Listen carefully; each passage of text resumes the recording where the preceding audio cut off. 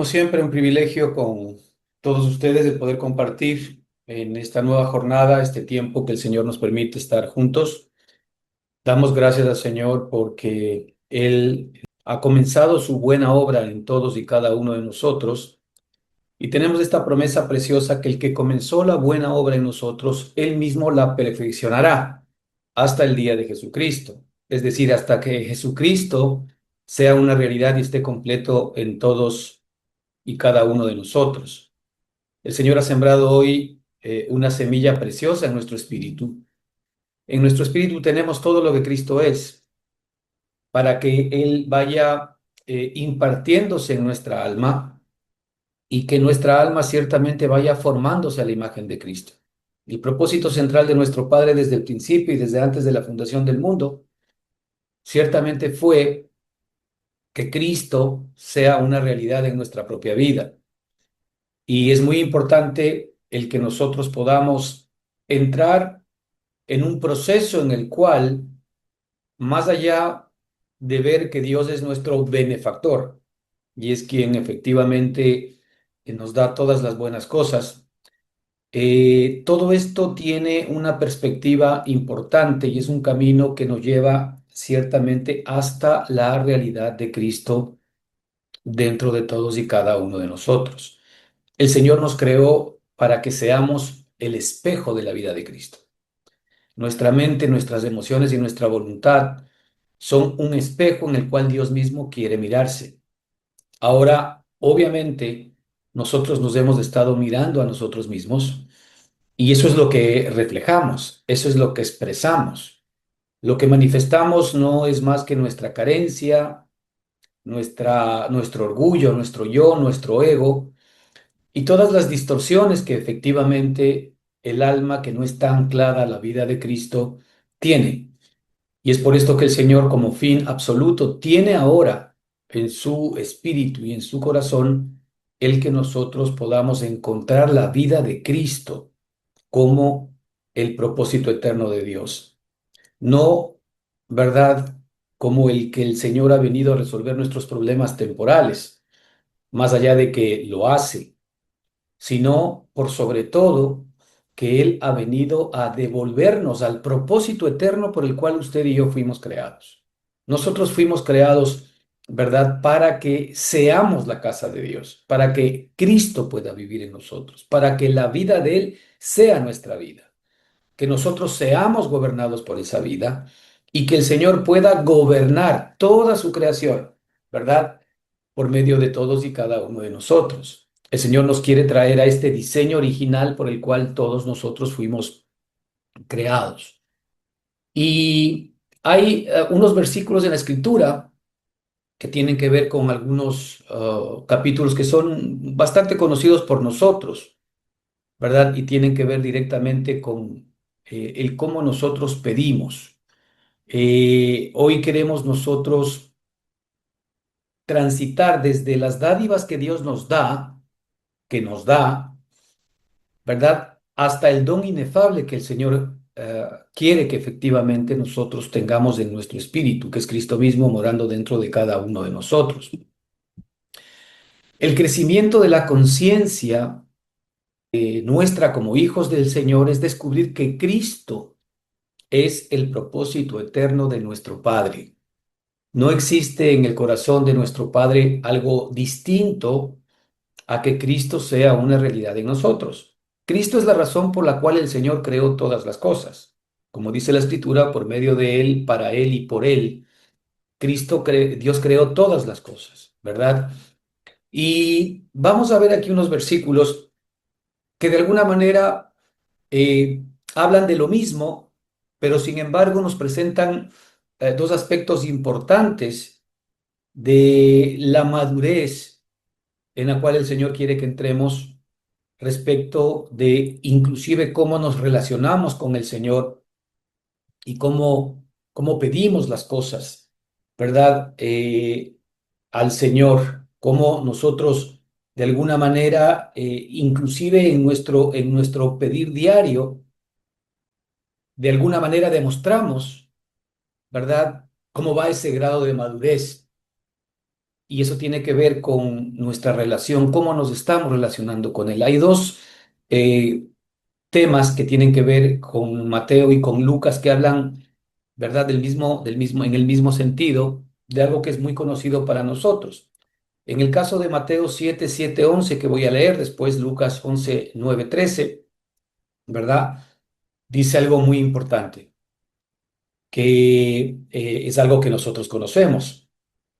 Mateo 7:7-11. Pedid y se os dará, buscad y hallaréis, llamad y se os abrirá, porque todo aquel que pide recibe, y el que busca halla, y al que llama se le abrirá.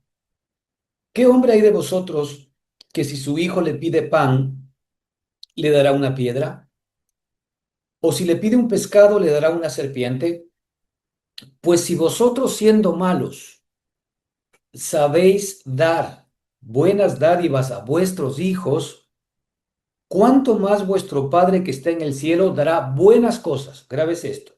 ¿Cuánto más vuestro Padre que está en el cielo o que está en los cielos dará buenas cosas a los que le pidan?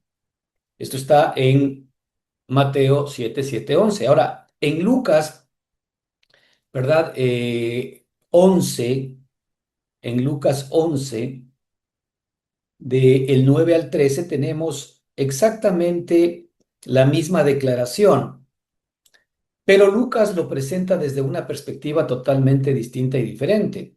Aun cuando repite las mismas palabras, dice, y yo os digo, el contexto de Lucas es un poco más rico porque, ¿verdad? Estas palabras de Cristo que acabamos de escuchar en Mateo vienen después de que los apóstoles, ¿verdad? O los discípulos en aquel momento le solicitaban al Señor que les enseñe a orar, ¿verdad? Y él, evidentemente, pues les muestra la famosa oración de Padre nuestro que estás en los cielos, la que todos nosotros sabemos, y después les dice, y yo os digo, pedid y se os dará, buscad y hallaréis, llamad y se os abrirá, porque todo aquel que pide recibe, y el que busca halla, y al que llama se le abrirá. ¿Qué padre de vosotros, si su hijo le pide pan, le dará una piedra? ¿O si le pide un pescado, en lugar de pescado le dará una serpiente? ¿O si le pide un huevo, le dará un escorpión? Pues si vosotros siendo malos sabéis dar buenas dádivas a vuestros hijos, ¿cuánto más vuestro Padre Celestial, escuche bien, dará el Espíritu Santo a los que se lo pidan? Mateo habla, ¿cuánto más vuestro Padre Celestial dará buenas cosas a los que se la pidan?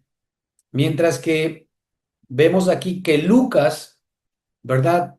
Ya no habla de las buenas cosas, sino habla del que contiene las buenas cosas. ¿Cuánto más vuestro Padre Celestial dará el Espíritu Santo a los que se lo pidan? Entonces aquí estamos viendo nosotros justamente, ¿no es cierto? Una suerte de un crecimiento de la conciencia de aquellos que hemos podido conocer a Cristo, de los que hemos nacido de nuevo, ¿verdad? Desde las dádivas que el Señor efectivamente nos da cuando nosotros en nuestro primer caminar con Cristo estamos esperando que efectivamente Él pueda eh, resolver, proveer para todas nuestras necesidades temporales, pero sin embargo en la medida en que nosotros vamos caminando en el Señor, hay algo mucho más profundo que descubrir. Y es que Él no nos ha dado las cosas buenas, sino la vida, ¿verdad? Del que efectivamente hace cosas buenas. Y el Señor no se ha conformado simplemente con resolvernos los problemas, sino el propósito central del Señor es que nosotros experimentemos y vivamos por la vida que efectivamente hace todas estas cosas. Así que toda oración, podríamos decir, en función de estos dos capítulos, ¿verdad? Distintos, tanto en Mateo como en Lucas, Toda oración revela algo importante primero, la conciencia desde la cual nosotros estamos viviendo. Esto es muy importante. La conciencia desde la cual estamos viviendo. La conciencia desde donde nosotros ahora nos estamos gestionando. Esto es muy importante porque ahora que nosotros conocemos que tenemos a Cristo dentro de nuestra propia vida y somos nuevas personas y somos nuevas criaturas, o nos seguimos gestionando desde la perspectiva de la carencia, de la limitación, de la enfermedad, o nos seguimos gestionando desde la perspectiva del poder, de la gracia y de la provisión que efectivamente nosotros hoy tenemos en Cristo Jesús. Es por eso tan importante inclusive la manera como nosotros oramos al Señor, porque la oración nuestra está revelando la conciencia desde la cual nosotros estamos viviendo. No solamente la oración revela lo que necesitamos, sino revela que qué creemos nosotros que Dios efectivamente nos quiere dar. Es decir, la dimensión de lo que Dios nos ha venido a dar, de lo que Dios nos quiere dar, de lo que Dios quiere que descubramos.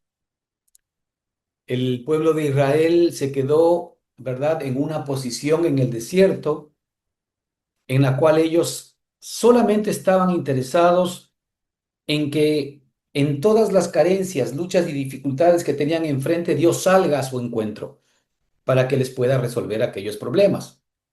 Cuando les venían los problemas, ellos estaban de alguna manera un poco ansiosos porque ellos esperaban que si Dios estaba con ellos, ya no deberían tener necesidades, ya no deberían tener en su vida natural problemas o dificultades que resolver. Pero sin embargo, mientras ellos caminaban desde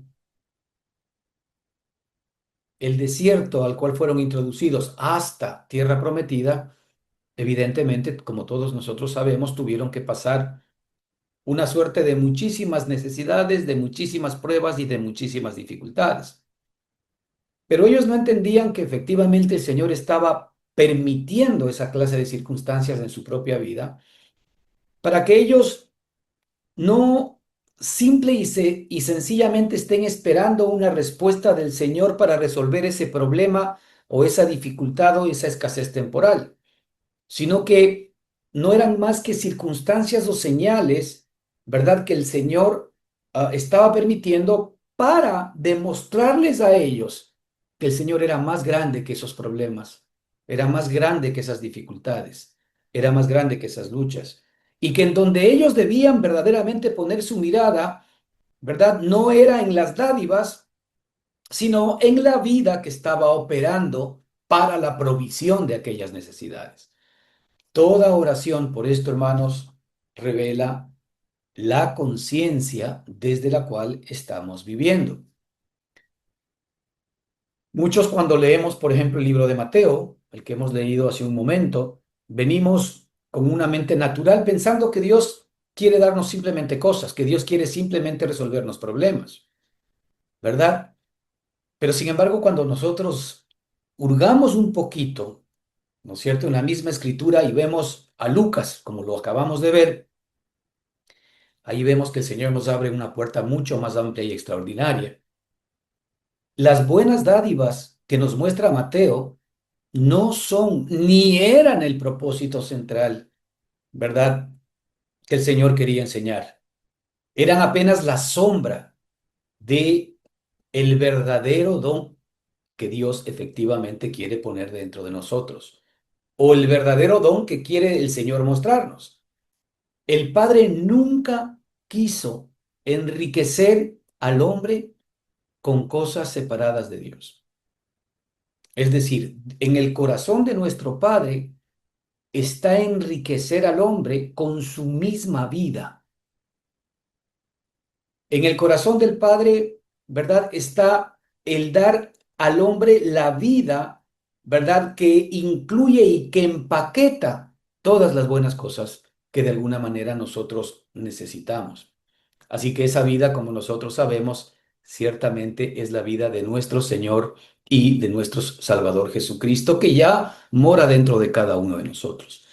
Por eso es importante, hermanos, que nosotros hagamos una pausa y nos demos cuenta que si es que nuestra relación con Dios todavía está anclada en las dádivas, está anclada en la provisión del Señor para cada circunstancia o cada situación, o sin embargo nosotros ya vamos de alguna manera teniendo conciencia que lo que importa realmente, ¿verdad? Es la vida que el Señor ha puesto dentro de cada uno de nosotros, porque en esa vida el Señor nos ha dado todas las demás cosas.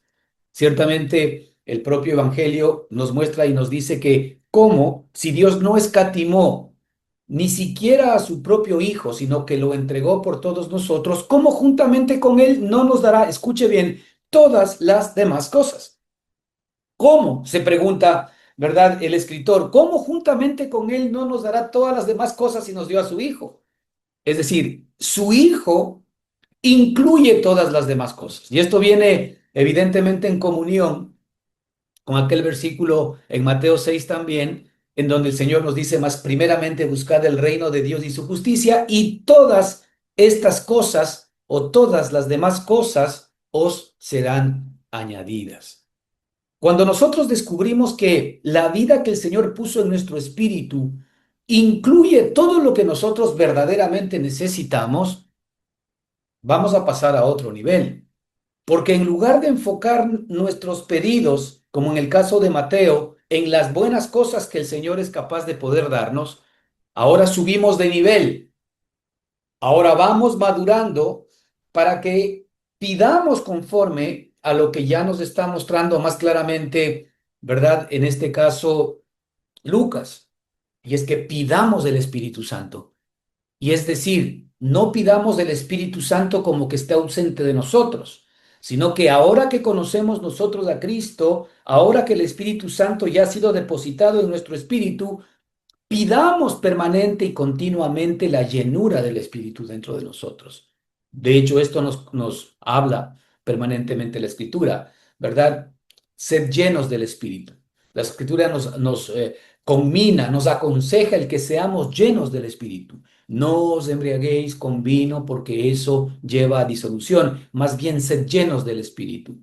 Es decir, el Espíritu Santo, ¿verdad? Es comparado con el vino cuando nosotros evidentemente tomamos o bebemos en exceso, sale de nosotros un ser que no somos nosotros mismos. Pero cuando el Espíritu Santo toma, ¿no es cierto?, gobierno dentro de nosotros, sale un ser que no somos nosotros mismos. Ese ser es Cristo.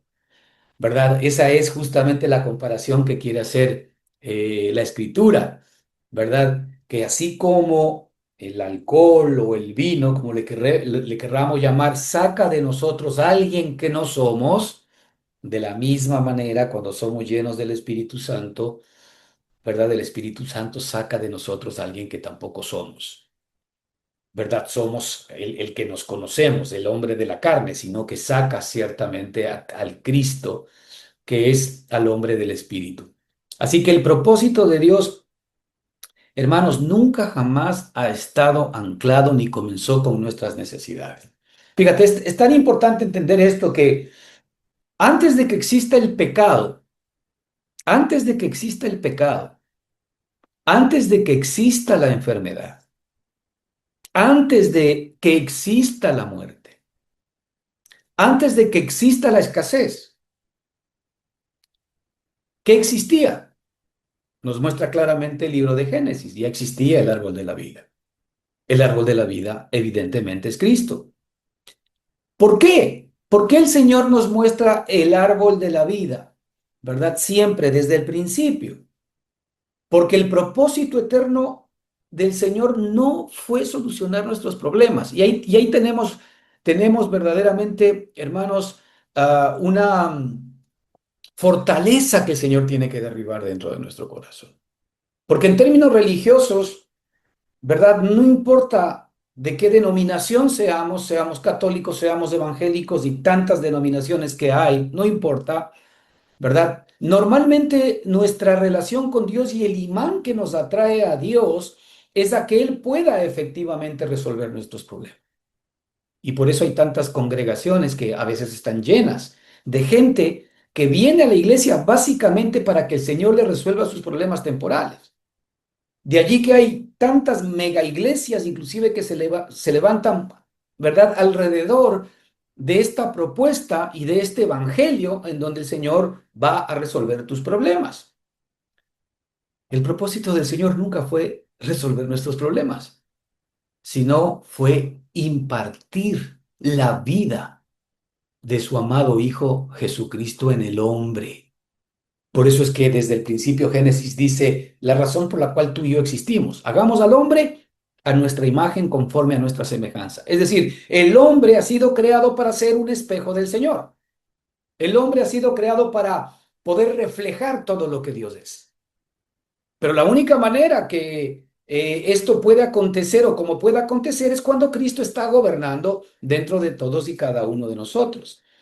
El propósito del Señor no fue nunca resolver nuestros problemas, sino darnos la vida que es más grande que todas las carencias y todas las necesidades. Ese es el punto que tú y yo tenemos que aprender. Si nosotros no entendemos esa realidad espiritual en nuestro espíritu, entonces tenemos un problema, porque siempre vamos a estar echando ojo de nuestras carencias, de nuestras debilidades. Las respuestas no están en nosotros mismos. La respuesta no está en nuestro yo, la respuesta no está en nuestros sentimientos, la respuesta no está en nuestras emociones, la respuesta está en Cristo gobernando dentro de todos y cada uno de nosotros. El propósito de Dios siempre fue impartir su vida al hombre. El hombre fue creado como vaso para contener a Cristo. El pecado no creó un nuevo propósito, simplemente interrumpió el propósito eterno de Dios. El pecado no era el fin. Mira, si es que es cierto, Dios vino a pagar por nuestros pecados, pero el problema principal de Dios con el hombre no es que el hombre peca, sino que el hombre no expresa, no manifiesta, no cumple el propósito por el cual tú y yo fuimos creados. Cuando nosotros contenemos la vida de Cristo dentro de nosotros y expresamos esa vida incluye santidad, esa vida incluye todo lo que agrada a Dios. Así que el Señor no estaba interesado simple y sencillamente en que no pequemos. Veámoslo de esta manera. Adán, cuando fue creado, no había pecado todavía, pero tampoco Cristo había sido formado completamente en Adán. Por eso es que se le presentó a Adán el árbol de la vida, porque todavía Adán tenía que comer del árbol de la vida para que Cristo sea formado en él. A pesar de que Adán no tenía pecado, pero sin embargo tampoco había cumplido el propósito para el cual fue creado, el expresar y manifestar la vida de Cristo. Sí, Adán ya estaba en un proceso de conocer a Dios, pero sin embargo la formación de Cristo en él todavía no era una realidad. Y no fue porque efectivamente comió del árbol equivocado. Entonces, fíjate, Adán sin pecado no agradaba todavía a Dios, porque Adán, la escritura nos habla y nos dice que era figura del que habría de venir. ¿Quién agrada a Dios? Dios lo deja muy claro. Este es mi Hijo amado en quien tengo complacencia. Si hay alguien que le agrada a Dios, es solamente su Hijo. Y como su Hijo es eterno, ¿verdad? En el principio era el verbo, ahí está el Hijo, como su Hijo era eterno, entonces Dios siempre se ha agradado en su Hijo, toda la vida. Y el propósito de Dios fue darnos la vida de su Hijo, en quien se agrada, para que esa vida expresada y manifestada sea la que agrade a Dios. De ahí que tú y yo no podemos agradar a Dios si es que Cristo nos expresa y se manifiesta a través de nosotros. El Señor no nos ama a nosotros pecadores. Esto es un tema que se ha hablado muchísimo dentro, ¿verdad?, de los círculos cristianos. Dios no ama a los pecadores. No, no, no. Dios ama al Cristo y a la vida que ha puesto dentro de todos y cada uno de nosotros. Con el pecador, con el pecado y con el viejo hombre, Dios hizo algo que está claramente definido en Romanos 6:6. Nuestro viejo hombre fue crucificado juntamente con él. Y la cruz fue dada al viejo hombre, no al nuevo. Ese es el fin del viejo hombre, la muerte y la desaparición. Pero el fin del nuevo hombre es la expresión y la manifestación de la vida de Cristo. Así que fíjate que el árbol de la vida ya existía desde Edén, ¿sí? El propósito eterno de Dios siempre fue que nosotros contengamos la vida de Cristo. Como hemos visto, el pecado no creó un nuevo propósito. Por supuesto que el Señor nos vino a salvar. Por supuesto que el Señor vino a redimirnos, porque si no, no había redención para el hombre, ya no teníamos esperanza. Pero como Dios había creado al hombre a su imagen y semejanza, entonces desde antes de la fundación del mundo, Dios había previsto que Cristo mismo venga como hombre, porque Él es la imagen y semejanza de Dios. ¿Para qué? Para que Él como hombre, representándonos a todos los hombres, y como Dios representando a Dios, una estas dos naturalezas, se convierte en el puente, en el camino entre el hombre y Dios, ¿verdad? Para que por medio de Cristo nosotros lleguemos al Padre. Por eso dice el Señor Jesucristo claramente que ninguno viene al Padre si no es por mí. Simplemente lo que hizo Jesucristo es permitir que por medio de la redención, ¿verdad? Que Él efectúa a nuestro favor, venga a restaurar el propósito eterno, ¿verdad? Que el Señor tenía para todos y cada uno de nosotros, y es que podamos contener su vida. Ahora, esto lo vemos nosotros en varios versículos en la Escritura, ¿no? En Génesis 2:9, fíjate, dice la Escritura, y Jehová Dios hizo nacer de la tierra todo árbol delicioso a la vista. Aquí no había pecado, ¿ah? Escucha bien, que aquí no había pecado, aquí no existía pecado. Y Jehová Dios hizo nacer de la tierra todo árbol delicioso a la vista y bueno para comer. También subrayado, el árbol del conocimiento, ¿verdad? También en medio del huerto, el árbol de la vida, ¿verdad? Y el árbol de la ciencia del bien y del mal. Pero aquí resaltamos cuál. También el árbol de vida en medio del huerto.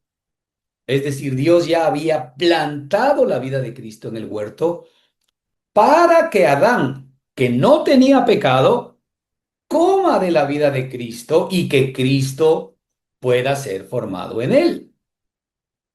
Cristo pueda efectivamente tomar absoluto gobierno de la vida de Adán.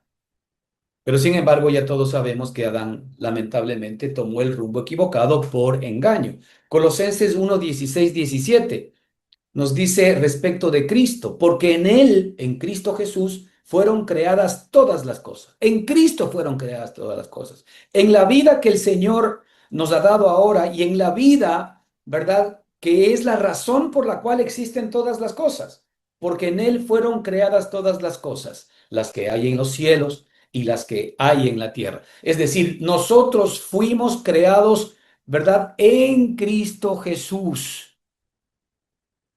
Así que no es que las cosas existen fuera de Cristo, las cosas existen en Cristo Jesús. Si Dios no existiría o si Cristo Jesús no existiría, entonces absolutamente todas las cosas desaparecerían. Las cosas existen, ¿verdad? En función de que Él es, de que Él las sostiene.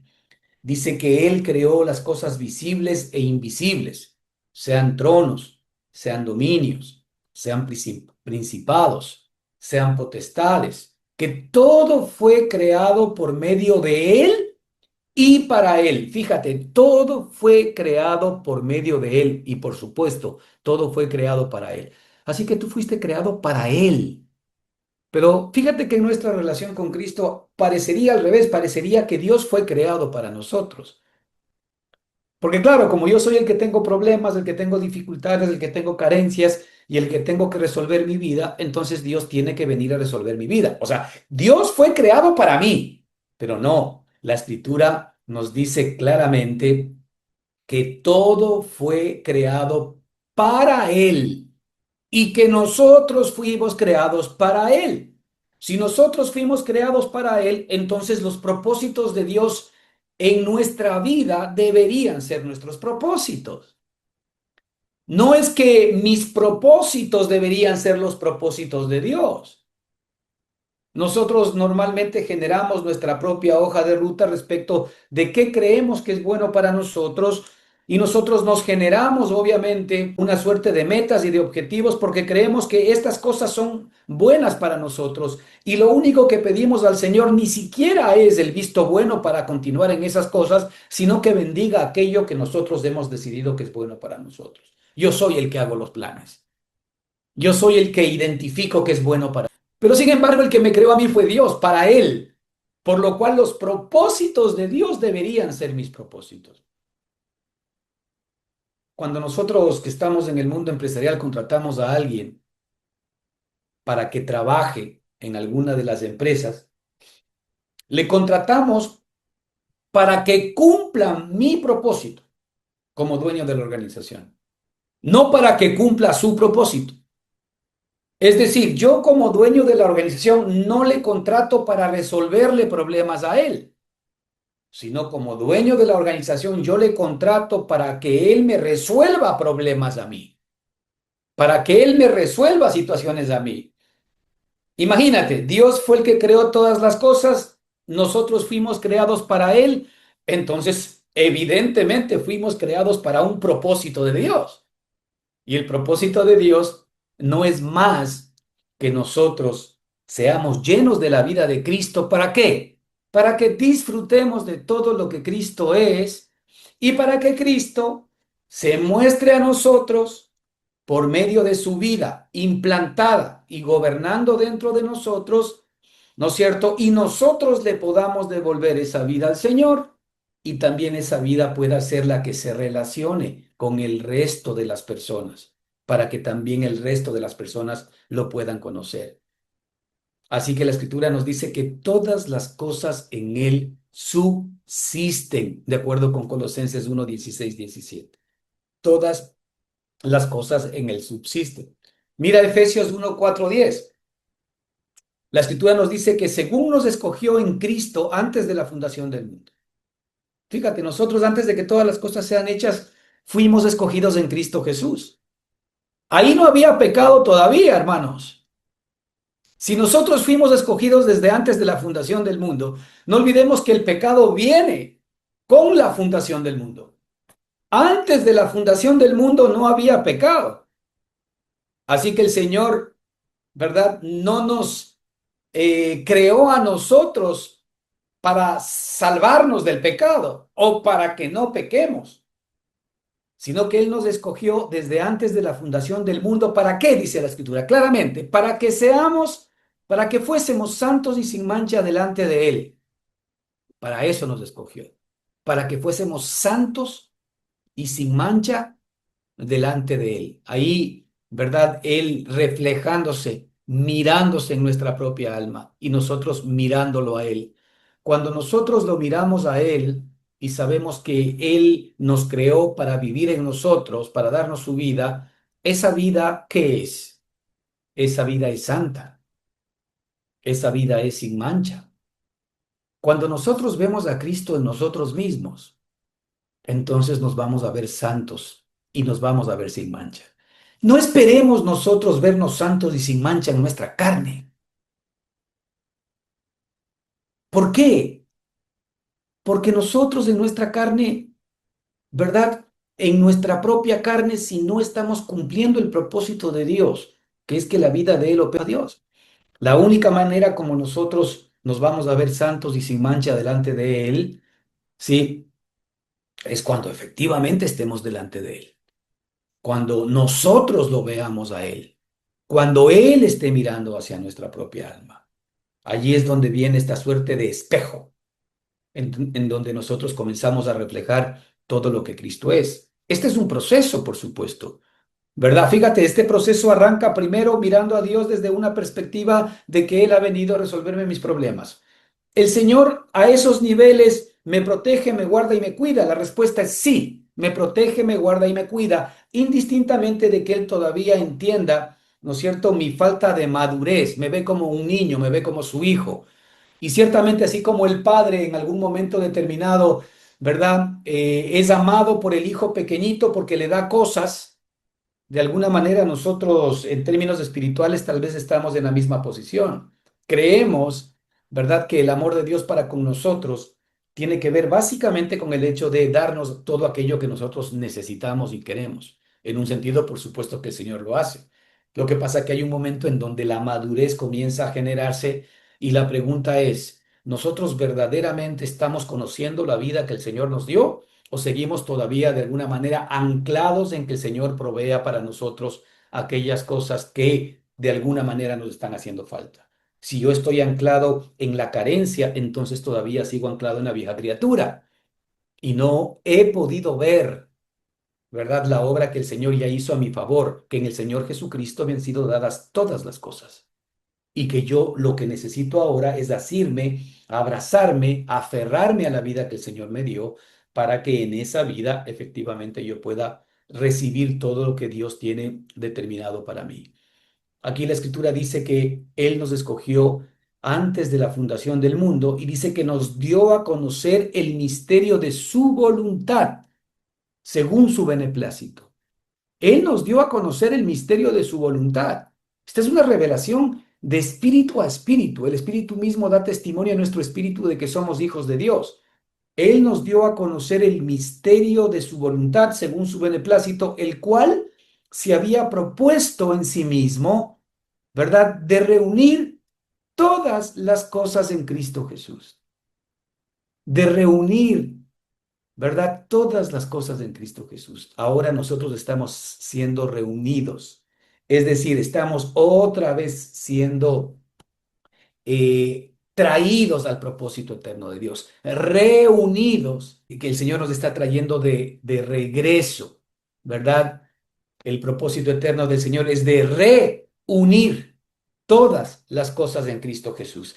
Así que si nosotros nos comenzamos a anclar en Cristo, si nosotros comenzamos a ver la vida de Cristo, ¿verdad?, como el link, como el vínculo que nos va a unir ciertamente a Dios. Así es. ¿Por qué? Porque el Señor mismo dijo, yo soy el camino y la verdad y la vida, y nadie viene al Padre si no es por mí. Juan 10:10. Aquí nos habla también del propósito por el cual el Señor vino a esta tierra. Sí, yo he venido para que tengan vida. Fíjate, aquí lo deja clarísimo. Yo no he venido a resolver los problemas, ni a resolverte el problema matrimonial, ni a resolverte el problema económico, ni a resolverte el problema de salud. No, yo he venido para que tengan vida. Y aquí la palabra vida es la palabra Zoe, que es la vida de Dios. Yo he venido para que tengan vida. Y la pregunta es, ¿nosotros ya tenemos esa vida experimentando dentro de nosotros? ¿O nosotros todavía estamos de alguna manera viendo de lejos de esa vida, simplemente mirando cómo se presenta o cómo el Señor responde en momentos de nuestra escasez? No, yo he venido para que tengáis vida. Es decir, el Señor lo que busca es comunión, común unión, reunirnos en Cristo Jesús, como hemos hablado. Yo he venido para que tengan vida. La vida de Cristo en nosotros es el propósito por el cual Dios nos creó. Y Él ha venido para que tengamos esa vida. Es decir, lo primero es que si yo ya tengo esa vida, la tengo en mi espíritu, porque nacido de nuevo por la gracia de Dios, por medio de la fe en Jesucristo, pues muy bien. La pregunta es, ¿yo tengo esa vida en mi alma? ¿O yo tengo esa vida en mi espíritu? El Señor quiere que tengamos esa vida en todo nuestro ser, espíritu, alma y cuerpo. El Señor ha puesto esa vida para que todo nuestro ser, espíritu, alma y cuerpo, sea gobernado por esa vida. Yo he venido para que tengáis vida. Podemos decir con absoluta seguridad que ya tenemos la vida de Cristo en nuestro espíritu. Pero también, hermanos, podemos decir con mucha pena, me incluyo, y todos nosotros, que todavía absolutamente, completamente, no tenemos la vida de Cristo en nuestra alma, porque hay áreas de nuestra alma que no se han rendido a Cristo. Hay áreas de nuestra alma que todavía siguen viviendo su propia vida. Nuestra mente sigue pensando sus propios pensamientos. Nuestras emociones siguen jugando su propio juego. Nosotros escuchamos más al cómo nos sentimos que a quienes somos en Cristo Jesús. Muchas personas todavía como cristianos le damos mayor interés a cómo nos sentimos y nuestros sentimientos son fluctuantes, engañoso es el corazón más que cualquier otra cosa. Por supuesto que es una realidad el cómo me siento, pero el cómo me siento depende en dónde estoy anclado.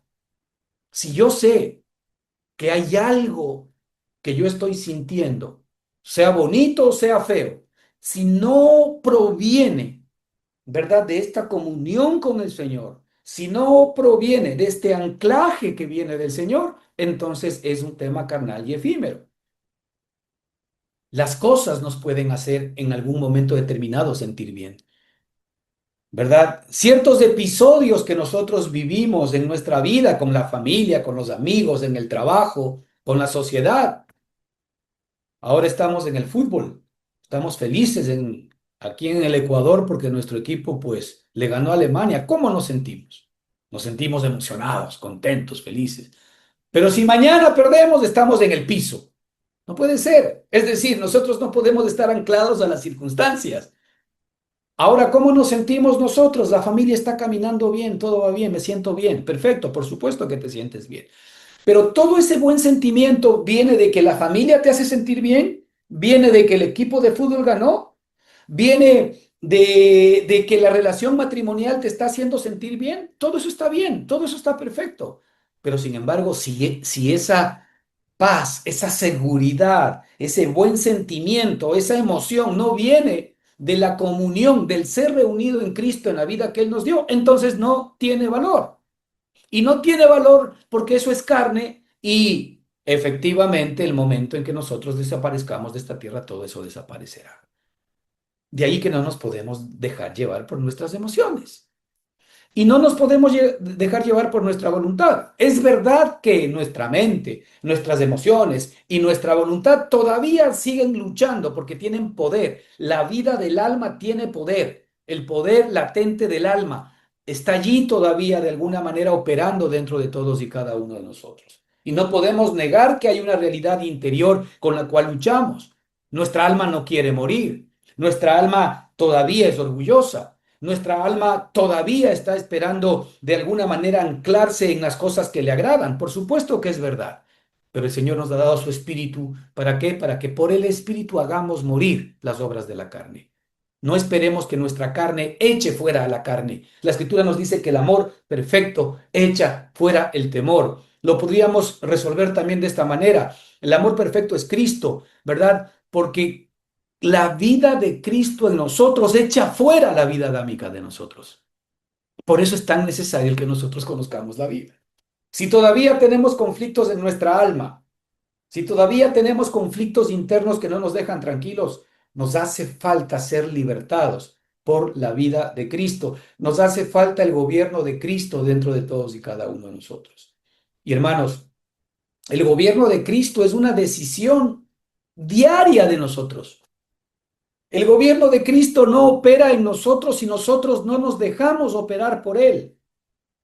Y esa operación nace en el rendirse, nace en el buscar comunión, entendiendo que Él nos ha venido a dar la vida, porque esto es lo que tú y yo necesitamos. No necesitamos simplemente que el Señor nos resuelva problemas, sino que experimentemos, que tengamos la vida, no solamente en el espíritu, sino también en el alma y sino también en el cuerpo. Juan 10:10 dice, el ladrón no viene sino para hurtar, para matar y destruir, pero yo he venido para que tengan vida y para que la tengan en abundancia. Mira, todo lo que es hurtar, matar y destruir, ya el Señor lo identifica, viene del ladrón. Y el ladrón no es del diablo, el ladrón es nuestro propio yo y nuestro propio ego. El ladrón es nuestra vida adámica que no quiere morir. El ladrón es la vida de nuestra propia alma, ¿verdad? Que hurta, que mata y que destruye. Porque hurta lo que nos pertenece ahora en el espíritu, que es la vida de Cristo. Mata la vida que el Señor quiere que experimentemos en nuestra alma y destruye, ¿verdad? Todo lo que nosotros somos en Cristo nuestro Señor y Salvador. Yo he venido para que tengan vida y para que la tengan en abundancia. Ahí está el propósito de Dios en ti y en mí. Tiene que ver directamente con el que el Señor quiere que la vida de Él opere en nosotros. Y de aquí vemos nosotros un principio, si lo queremos ver así. Dios no creó al hombre porque tuviera problemas que resolver, porque a veces parecería que sí, ¿no? Parecería que Dios creó al hombre para resolverle sus problemas. No, no, no, no, no. Dios no creó al hombre porque tuviera problemas que resolver, sino porque tenía una vida que compartir. Escucha bien esto. Dios no creó al hombre porque tuviera problemas que resolver, sino porque él tenía una vida que compartir. Y esa vida tiene nombre y apellido. Esa vida tiene un nombre y esa vida se llama Jesucristo dentro de todos y cada uno de nosotros. Es por eso tan importante, hermanos, esta migración, ¿verdad? Esta migración que va de Cristo, que va desde nuestras necesidades particulares hacia efectivamente estar mucho más interesados en la vida de Cristo. Ahora, Mateo, ese versículo que leímos de Mateo, ¿verdad? ¿Cómo nuestro Padre Celestial no dará buenas cosas a quienes se la pidan? Vuestro Padre dará buenas cosas. Nos muestra la conciencia de nosotros, del hombre natural todavía. Es decir, Dios no se ofende porque nosotros le pidamos buenas cosas, ¿no? O sea, tengamos cuidado con eso, porque a la final es una perspectiva nuestra. Es decir, el Señor ya está en nosotros para protegernos, para guardarnos. Él es nuestro parácletos, Él es nuestro consolador. Él ya está en nosotros para hacer eso. Pero no se trata de que Él esté, sino se trata de cómo yo estoy prosperando, cómo yo estoy madurando, cómo yo estoy creciendo a esta realidad de Cristo en mí. De vuestro Padre dará buenas cosas. Nosotros tenemos que ir a cómo vuestro Padre no dará el Espíritu Santo a quien se lo pide. Ahora, el hombre comienza y en nuestra relación con Cristo, como ya lo decíamos hace un minuto, generalmente comenzamos viendo nuestras propias necesidades. Muchos de nosotros venimos a Cristo básicamente por la crisis o por las crisis que tenemos. No venimos a Cristo porque simple y sencillamente pues lo queremos buscar y porque queremos tener con Él una relación, no. La mayoría de nosotros cuando hemos venido a Cristo hemos venido porque lo hemos probado todo o mucho, nada nos dio resultado y venimos simple y sencillamente incapacitados. Venimos despojados de nuestro propio orgullo o por lo menos de nuestras propias capacidades, desvestidos, ¿verdad?, de nuestros propios méritos. Venimos porque ya no hay nada más que hacer. Lo hemos buscado por todo lado, hemos intentado resolver el problema o los problemas, ¿verdad?, por muchos caminos, pero absolutamente nada nos ha funcionado. Es por eso que estos eslogan de pare de sufrir atraen mucha gente porque es un cliché que por supuesto todos queremos no sufrir. Claro que queremos no sufrir, pero el sufrimiento es nuestra propia vida adámica, si no nos damos cuenta de eso. El sufrimiento tiene que ver directamente con la vida que nosotros heredamos de Adán, que es una vida de carencia, que es una vida en la cual ya Cristo no es nuestra vida. El hecho de que Cristo ya sea nuestra vida y que nosotros hayamos sido creados para Cristo, por Cristo, ¿verdad? Y para que Él vive en nosotros y Él no esté viviendo en nosotros y Él no esté reinando en nosotros, Él no esté operando en nosotros, entonces esa verdaderamente ya es una vida de carencia. Porque el único que es capaz de poder proveer para nuestras verdaderas necesidades eternas no es más que nuestro Señor y Salvador Jesucristo. El hombre normalmente comienza viendo sus propias necesidades. Y por eso que la oración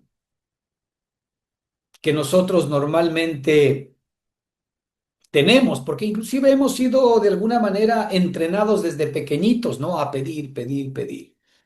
Entonces, la oración que nosotros generalmente practicamos delante del Señor, cuando estamos en necesidad, porque cuando las cosas están bien, pues nos apartamos. Este es uno de los graves problemas que tiene el hecho de relacionarnos con Dios, básicamente sobre lo que Él es capaz de poder proveer para nosotros.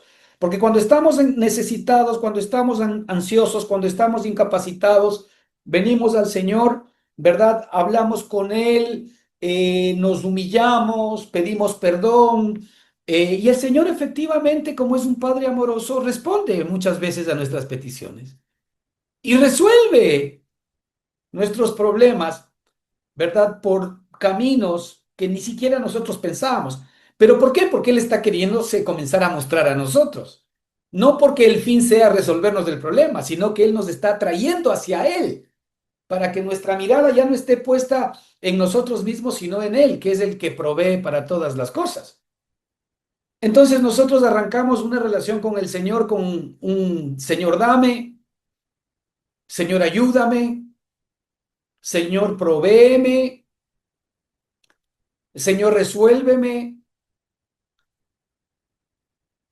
Señor arréglame, Señor sálvame de cualquier circunstancia o de cualquier situación en la cual tú te encuentres. Es evidente que eso no es un pecado, porque el mismo libro de Mateo nos está diciendo que como nuestro Padre Celestial no nos dará buenas dádivas a los que le pidamos. Y hace una comparación que es muy importante que la entendamos. En la comparación dice que si nosotros siendo malos, fíjate, este es un punto importantísimo que debemos entender, porque esta es palabra de Cristo para nosotros, es la opinión que el Señor tiene de nosotros. Si nosotros siendo malos, y subraya siendo malos, es decir, el Señor está haciendo una declaración clara y categórica de que nosotros por naturaleza somos malos. No somos buenitos, no somos buena gente, no, somos malos. Está hablando de naturaleza pecaminosa, está hablando de nuestra condición adámica. Por naturaleza nosotros somos malos. Esa es la perspectiva y la opinión de Dios que tiene de todos y cada uno de nosotros.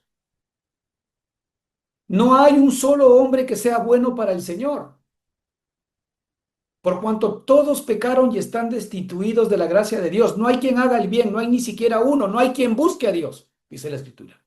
Claro, no hay quien busque a Dios como se debe buscar a Dios, a través de Cristo.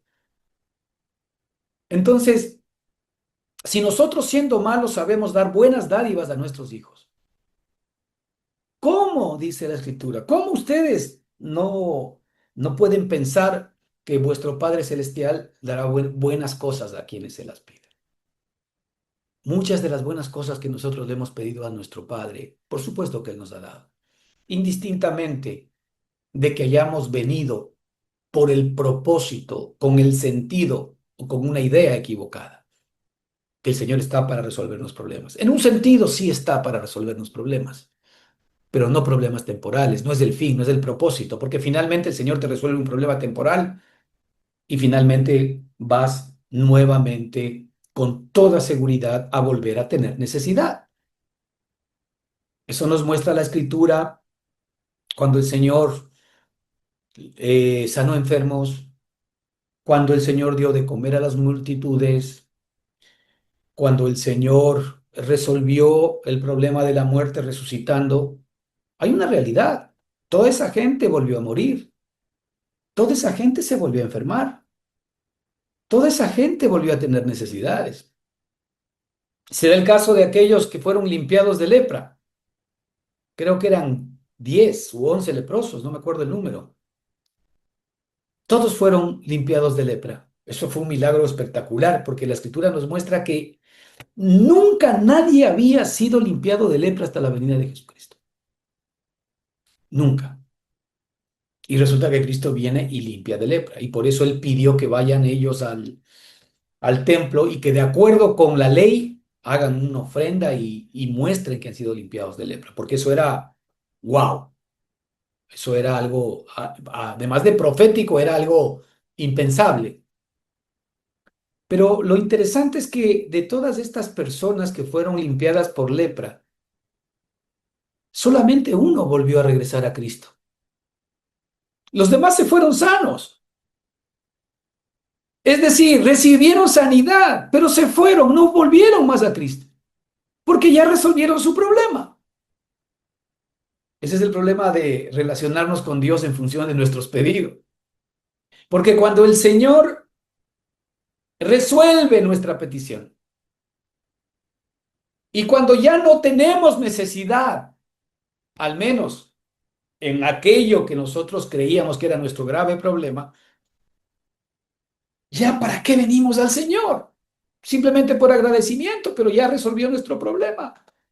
Y es cuestión de tiempo para que simplemente nos alejemos de Él.